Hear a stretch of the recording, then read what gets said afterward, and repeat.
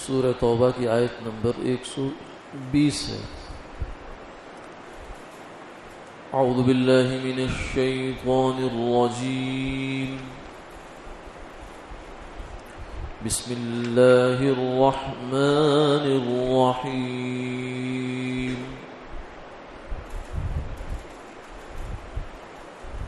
ما كان لأهل المدينة ومن حولهم من الأعراب أن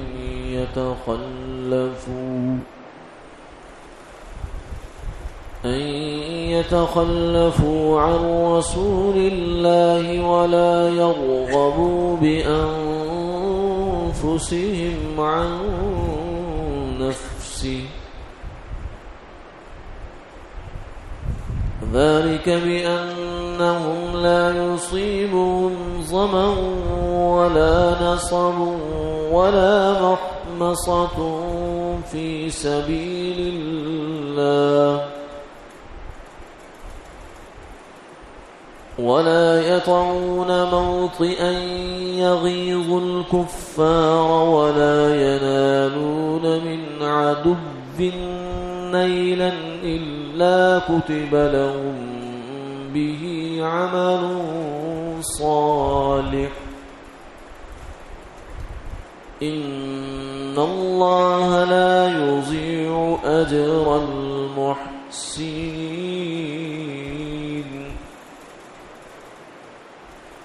ولا ينفقون نفقة صغيرة ولا كبيرة ولا يقطعون واديا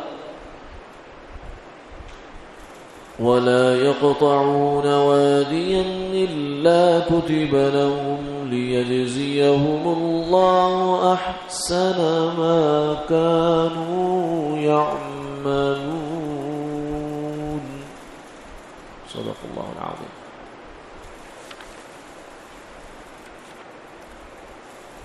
نہ چاہیے تھا مدینے والوں کو اور ان کے گرد کے گواروں کو کہ وہ پیچھے رہ جائیں اللہ کے رسول سے کے ساتھ دینے سے، اور نہ یہ کہ اپنی جان کو چاہیں رسول کی جان سے زیادہ۔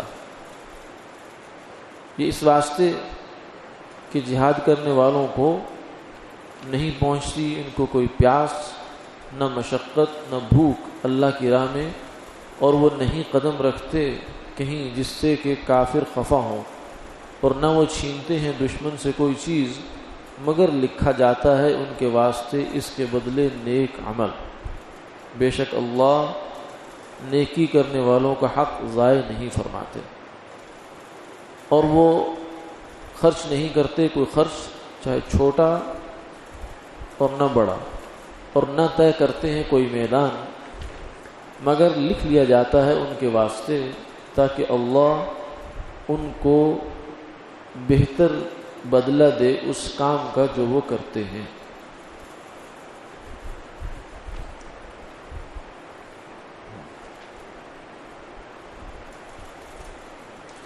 ان آیات مبارکہ کا مضمون پچھلے مضمون سے ربط رکھتا ہے، اور وہ مضمون ہے غزوہ تبوک میں مسلمانوں کا جانا اور کچھ لوگوں کا نہ جانا۔ یہاں اس کو ایک دوسرے پیرائے میں بیان فرمایا کہ غزوہ تبوک میں جانے کا حکم تھا کہ نکلو، تیاری کرو، تو اللہ حاکم ہیں، ہمارے خالق ہیں، مالک ہیں، وہ ہمیں حکم دے سکتے ہیں اور ہمیں اس حکم کو ماننا ہے۔ تو غزوہ تبوک میں جانے کے لیے تو اتنی بات بھی کافی تھی کہ اللہ کا حکم ہے، بس جانا ہے، چاہے کچھ ملے یا نہ ملے۔ لیکن فرمایا کہ غزوہ تبوک میں جانے میں تو اس غزوہ میں جانے میں نہ صرف یہ کہ اللہ کے حکم کی پیروی ہوئی ہے، اس کی فرما برداری ہوئی، بلکہ جانے والوں نے کتنا کچھ سمیٹ کے لائے ہیں جو پیچھے رہنے والوں کے مقدر میں نہیں اور ان کے حصے میں نہیں آ سکا وہ، کیونکہ وہ گئے نہیں۔ وہ کیا سمیٹا ہے انہوں نے، وہ اس آیت مبارکہ میں بیان فرمایا، ان دونوں آیات کے اندر فرمایا کہ پہلے اس کو انداز اس سے بیان فرمایا کہ مدینہ میں رہنے والے یعنی منافقین یا جو کچھ مخلص مسلمان بھی رہ گئے تھے کسی وجہ سے، ان کو نہیں چاہیے تھا ایسا کرنا. یعنی اب پہلے تو ذرا وعید کے انداز میں بات کی، اب ترغیب کے انداز میں اور شفقت کے انداز میں اور محبت کے انداز میں بات کی جا رہی ہے کہ ان کو ایسا کرنا نہیں چاہیے تھا کہ جو لوگ میدان جہاد سے رہ جاتے، جانے سے رہ جاتے. کیوں؟ اس لیے کہ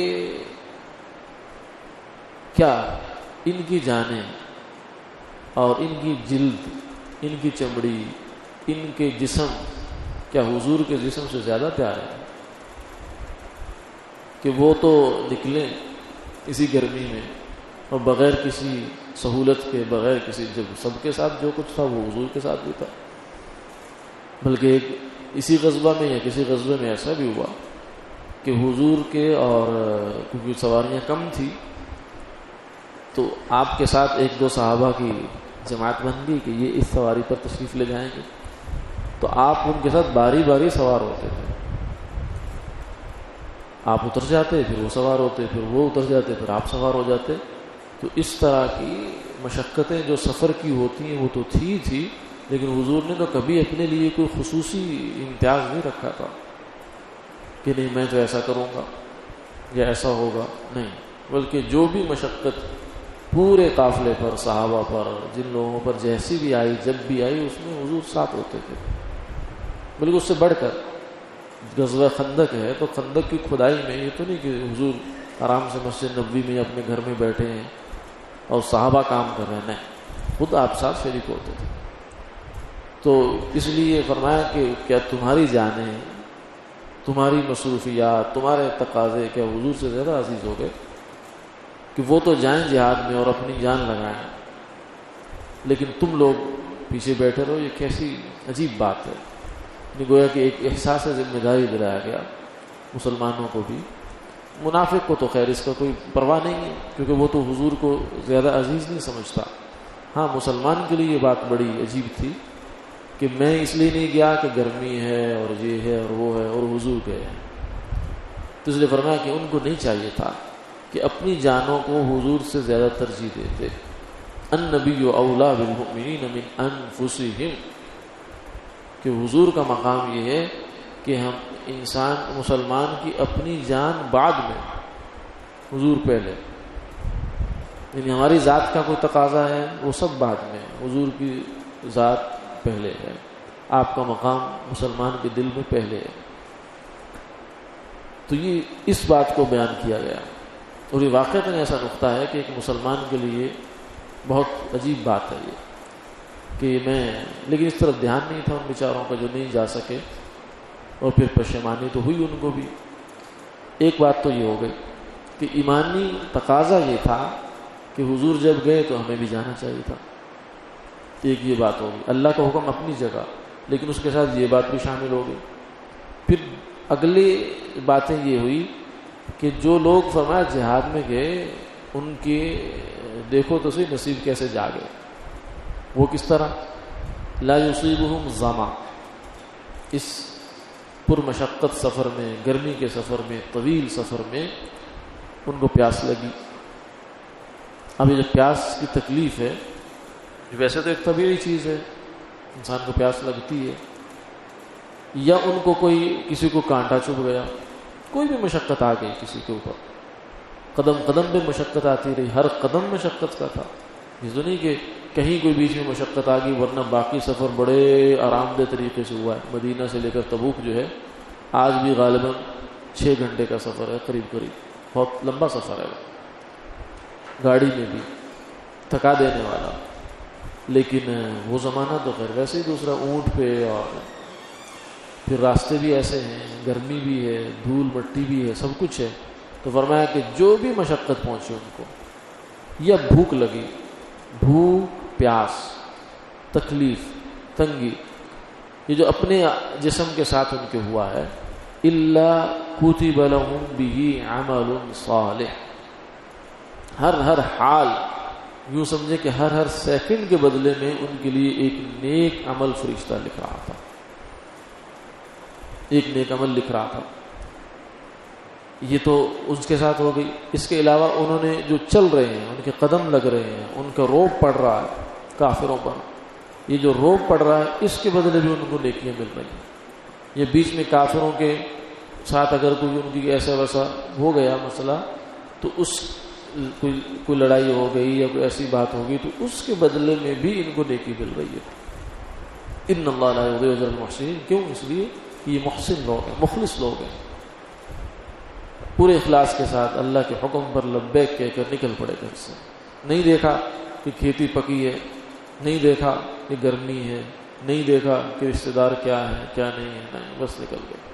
اللہ کا حکم آیا، نکل گئے۔ تو یہ محسن لوگ ہیں۔ اور مخلص جو سمجھو کہ آج کل کے ہم اصطلاح میں یہاں محسن کا ترجمہ مخلص ہوگا، اور مخلص لوگوں کے اجر کو اللہ ضائع نہیں کرتا۔ مخلص سے مراد یہاں یہ ہے کہ جیسے ایک ہمارا کوئی دوست ہو یا ہمارا ملازم ہو، اور بہت کہتے ہیں جناب بہت اچھا آدمی ہے، بہت مخلص آدمی ہے، یعنی اپنے مفاد سے بڑھ کر ہمارے مفاد کی حفاظت کرتا ہے، بیمار بھی ہوتا ہے پھر بھی اس کو کام پہلے کرتا ہے ہمارا۔ یا ایک دوست ہے، اس نے ہمارے لیے یہ قربانی کی، یہ قربانی کی، یہ قربانی کی، اپنا مفاد بالکل نہیں اس کا، تو اس آدمی کی انسان کے دل میں قدر ہوتی ہے، کچھ بھی ہو جائے اس آدمی کی قدر ہوتی ہے انسان کے دل میں۔ تو اللہ تعالیٰ فرمایا کہ یہ جو لوگ ہیں جو ایسے میرے حکم پر نکلے ہیں، یہ ہماری نظر میں ان کا یہ مقام ہے، اب ان کا اجر کیا ہم ضائع کر دیں گے؟ قطعاً نہیں ہو سکتا۔ پھر آگے فرمایا کہ انہوں نے اس راستے میں ظاہر ہے سواری خریدی ہوگی، کوئی توشہ خریدا ہوگا، کوئی جوتا خریدا ہوگا، کوئی کھانے پینے کا سامان خریدا ہے، کوئی ہتھیار خریدے ہیں جنگ کے لیے، جو کچھ چاہیے تھا، تو مال تو خرچ ہوا ہے، اور پھر راستے میں بھی خرچ ہوتا چلا گیا، کچھ نہ کچھ سفر میں خرچ ہوتا ہے چیزیں۔ ولا ينفقون نفقا، تو جو مال انہوں نے اس راستے میں اس سفر میں خرچ کیا ہے، نفقتا صغیرتا ولا کبیرا، چاہے ایک پائی پیسہ تھا، یعنی بالکل کسی نے شمار میں آنے والا آدمی، یہ کیا، اس کو کیا شمار کرنا، چھوٹا سا خرچہ ہے، سوئی سلائی تک کا خرچہ ہے، ولا کبیرہ، یا کسی نے کوئی 10 اونٹ خرچ کر دیے، دے دیے راہ خدا میں، تو جتنا چھوٹے سے چھوٹا عمل ہے وہ بھی، جتنا بڑے سے بڑا انہوں نے راہ خدا میں کچھ خرچ کیا ہے، چاہے اپنی ذات پر کیا ہے، اس کے بدلے میں بھی یہ بھی اللہ کے یہاں لکھا گیا ہے، اللہ کتبہ۔ اور اسی طریقے سے جس جگہ پر انہوں نے قدم لگائے ہیں، ولا یقطعون وادیا، وہ قدم اللہ کو اتنے محبوب ہیں کہ وہ بھی نوٹ شمار ہو گئے، ان کے قدم شمار کرو، الا کتب لہم، یہ سب ان کے لیے لکھا گیا، لیجزیہم اللہ احسن ما کانوا یعملون، تاکہ اللہ تعالی جو یہ کام کر رہے ہیں ان کو اس کا پورا بدلہ دے ان قیامت والے دن۔ کیونکہ ظاہر ہے کہ یہ جو کچھ ہوا ہے اس میں سے کوئی چیز بھی ایسی نہیں تھی کہ جس کا ظہور دنیا میں ہو۔ نیک عمل تو ہو گیا، جہاد میں چلے گئے، مگر یہ تو نہیں کہ جب وہ غزوہ تبوک کی مجاہدین مدینہ منورہ میں واپس لوٹے تو ان کی جیبیں جو ہیں وہ پیسوں سے بھری ہوئی ہوں، ایسا تو کچھ نہیں ہوا۔ بظاہر تو جیسے گئے ویسے ہی واپس آ گئے، لیکن اللہ کے ہاں کیا کما کر آئے وہ سب بیان ہو رہا ہے، اور وہ تو آخرت ہے، وہ غیب کے پردے میں ہے، دنیا کے اندر اس کا ظہور نہیں ہے، غیب کے پردے کے اندر سب کچھ ہے، وہ بہت کچھ کما لیا۔ تو اب اس کو اللہ نے ان کو دینا ہے، کب دینا ہے؟ قیامت والے دن دینا ہے، جنت میں جا کے دینا ہے۔ تو اس موقع پر پھر حسرت ہوگی ان لوگوں کو جو گھر میں بیٹھے رہے۔ فرمایا لغدوۃ فی سبیل اللہ او روحۃ فیہا خیر من الدنیا وما فیہا، ایک شام یا ایک صبح اللہ کے راستے میں نکل جانا، سفر کرنا، جانا، خیر من الدنیا وما فیہا، پوری دنیا کے اندر جو کچھ ہے، پوری زمین اور زمین کے اندر جو کچھ ہے، اس سب سے بہتر ہے۔ تو ان کا کیا مقام، جو کچھ اللہ تعالیٰ ان کو یہ بدلے دیں گے، اس لیے اللہ نے اس کو کوئی وضاحت نہیں کی کہ کیا دوں گا میں، یہ کہا کہ ہم نے لوٹ کر لیا.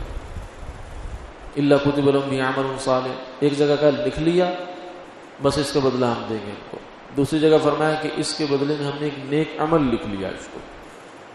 اب اس نیک عمل کا ملے گا کیا ان کو، اس کی حصی صورت کیا ہوگی، یہ اللہ قیامت والے دن بتائیں گے. دنیا میں تو اس کا کوئی ظہور نہیں ہوا، لیکن اس کو بہرحال فرمایا کہ یہ نہ سوچنا، مجاہدین کو یہ تسلی بھی ہے کہ یہ نہیں سوچنا کہ اس راستے میں بڑے بڑے عمل تو لکھے گئے ہوں گے، لیکن وہ جو فلاں موقع پر میرے پاؤں میں ہلکا سا کنکر چبھا تھا، شاید وہ لکھنے سے رہ گیا ہو، فرشتوں نے نہ لکھا ہو. نہیں، ایسی بات نہیں. اس راستے کا کوئی بھی حال آیا ہے تم پر، چھوٹا بڑا جیسا مرضی آیا ہے، اس کو اللہ تعالیٰ نے لکھ لیا ہے. اب وہ تمہیں انشاءاللہ وہ جو ہے روز محشر کو اللہ تعالیٰ تمہارے سامنے لائیں گے. فرمایا کہ جو مجاہد فی سبیل اللہ ہوتا ہے، اس کا نامہ اعمال میں گھوڑا بھی تولا جائے گا، اس کے اسلحہ تولا جاتا ہے، اس کے ساز و سامان تولا جائے گا. بلکہ بعض روایت میں یہاں تک آتا ہے کہ گھوڑا جو اس کی جو لید کرتا ہے وہ بھی تولی جائے گی. اتنا محبوب ہے یہ، اتنا محبوب عمل اللہ کے نزدیک کہ اس کی ہر چیز کو راہ خدا میں تولا جائے گا. یعنی گھوڑے کی رسی اگر لمبی کر دی اور وہ جتنا قدم چل رہا ہے چارہ چلنے کے لیے، تو اس کے قدم بھی لکھے جائیں گے. اتنی بڑی کمائی کی چیز ہے. اس پس منظر میں فرمایا کہ بہرحال اس سب کچھ کے ہوتے ہوئے تو اہل مدینہ میں جو مخلص لوگ تھے ان کو، یا دیہاتوں کے جو آس پاس کے لوگ تھے جو نہیں گئے غزوہ تبوک میں، ان کا نہ جانا بنتا نہیں تھا، تو بہرحال جانا چاہیے تھا. وآخر دعوانا الحمدللہ.